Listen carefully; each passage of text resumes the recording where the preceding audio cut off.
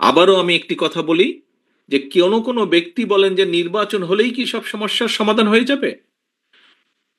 সাথে সাথে সব সমস্যার সমাধান হবে না, কিন্তু নির্বাচন হলে নির্বাচনের মাধ্যমে, জনগণের ভোটের মাধ্যমে, জনগণের রায়ের মাধ্যমে যেই দল বা যেই ব্যক্তি বা যারা দেশ পরিচালনার সুযোগ পাবে, তখন সমস্যার যে জট, সমস্যার যে গিট্টু, সেগুলো আস্তে আস্তে আস্তে খোলা ধরবে।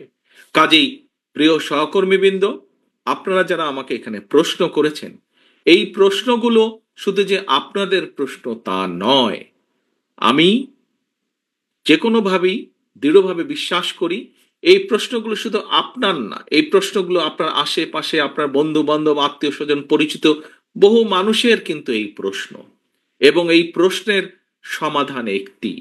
আজকে আমরা একটি জিনিস খেয়াল করছি যে সংস্কার সংস্কার সংস্কার সংস্কারের প্রস্তাব বিএনপি দেশের কাছে, দেশের মানুষের কাছে সবচাইতে আগে উপস্থাপন করেছে। ভিশন 2030 দেওয়ার মাধ্যমে দেশনেত্রী খালেদা জিয়া 2016 সালে এটা দিয়েছেন, এবং তারপরে এটিকে আবার পর্যালোচনা করে দেশের পরিবর্তিত পরিস্থিতির সাথে সামঞ্জস্যপূর্ণ করে আমরা 2.5 বছর আগে 31 দফা আবার উপস্থাপন করেছি।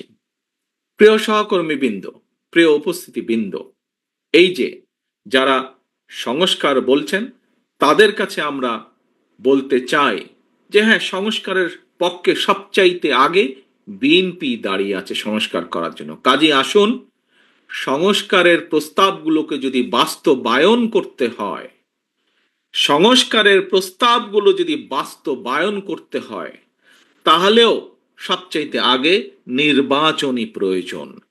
নির্বাচনের মাধ্যমেই যাদেরকে জনগণ দায়িত্ব দেবে, সংস্কারের কাজ তারাই শুরু করতে পারবে, তাদেরকেই শুরু করতেই হবে। কাজেই যত যাই কথা বলি না কেন, আমরা যদি সংস্কার বাস্তবায়ন যত দেরি করব, যেই কথাটি আমি মাত্র আপনাদেরকে বলেছি, সংস্কার বাস্তবায়নের কাজও যদি শুরু করতে হয়, সেটি নির্বাচনের প্রক্রিয়ার মাধ্যমে, নির্বাচিত মানুষের মাধ্যমেই সেই বাস্তবায়নের কাজ শুরু করতে হবে। নির্বাচিত প্রতিনিধিদের মাধ্যমেই সংস্কার বাস্তবায়নের কাজ শুরু করতে হবে। কারণ যারা নির্বাচিত হয়ে আসবে, তারা জনগণের কাছে ওয়াদাই করবে যে তারা সুযোগ পেলে বাস্তবায়ন করবে এই সংস্কার, এবং যেহেতু তারা জনগণের কাছে ওয়াদাবদ্ধ থাকবে, তাদের আর কোনো পথ থাকবে না সেই কাজগুলো শুরু করার।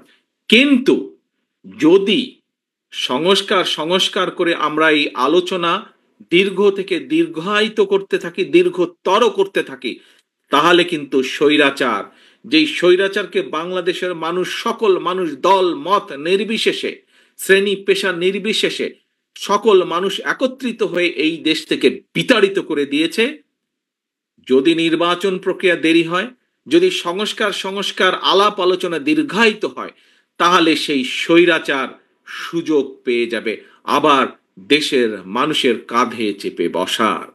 কাজেই যে সকল বিজ্ঞ ব্যক্তিবর্গ, সমাজের বিজ্ঞ ব্যক্তিবর্গ, সম্মানিত ব্যক্তিবর্গ যারা সংস্কারের কথা বলছেন, আপনাদের সকলের কাছে রাজনৈতিক দলের অবস্থান থেকে আপনাদের কাছে আহ্বান জানিয়ে বলতে চাই, সংস্কার সংস্কার বক্তব্য রেখে দয়া করে এই আলাপ দীর্ঘায়িত করবেন না। কারণ আপনারা আলাপ যত দীর্ঘায়িত করবেন, দেশ তত বেশি সংকটের মুখে পড়বে। আপনারা সংস্কার আলাপ যত দীর্ঘায়িত করবেন, দেশে তত ষড়যন্ত্রকারীরা ষড়যন্ত্র করার সুযোগ পাবে।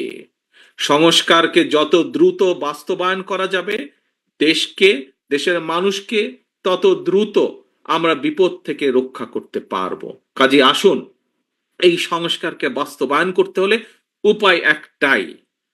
যেই সংস্কার প্রস্তাব বিএনপি দিয়েছে, যেই সংস্কার প্রস্তাব অন্তর্বর্তীকালীন সরকারের কমিশনগুলো তৈরি করে দিয়েছে, যেটাই হোক না কেন, এই সংস্কারকে যদি বাস্তবায়ন করতে হয়, নির্বাচন ছাড়া আর কোনো রাস্তা নাই। একটি পথ, নির্বাচন, জনগণের নির্বাচন এবং জনগণের নির্বাচন। প্রিয় উপস্থিতিবৃন্দ, প্রিয় নেতৃবৃন্দ, প্রিয় সহকর্মীবৃন্দ, আসুন আজকের এই কর্মশালার মাধ্যমে আমার দলের নেতাকর্মী আপনারা যারা এখানে উপস্থিত আছেন, সকলে মিলে আজকে আমরা এখানে প্রতিজ্ঞা গ্রহণ করি যে বাংলাদেশের মানুষ ইনশাল্লাহ আমাদেরকে সেই সুযোগ দিলে রাষ্ট্র পরিচালনার, আমরা প্রত্যেকে যে যার অবস্থান থেকে যেই সংস্কারের ওয়াদা আমরা জনগণের সামনে দিয়েছি, আমাদের প্রত্যেকের অবস্থান থেকে সেই ওয়াদা পূরণের সর্বোচ্চ আমরা চেষ্টা করব। এই প্রতিজ্ঞা আজকের এই অনুষ্ঠানে আমরা গ্রহণ করে ইনশাল্লাহ, এই প্রতিজ্ঞা রেখে, এই প্রত্যাশা রেখে আপনাদের সকলের কাছ থেকে আমি বিদায় নিচ্ছি। আল্লাহ হাফেজ। বাংলাদেশ জিন্দাবাদ। বাংলাদেশ জাতীয়তাবাদী দল জিন্দাবাদ।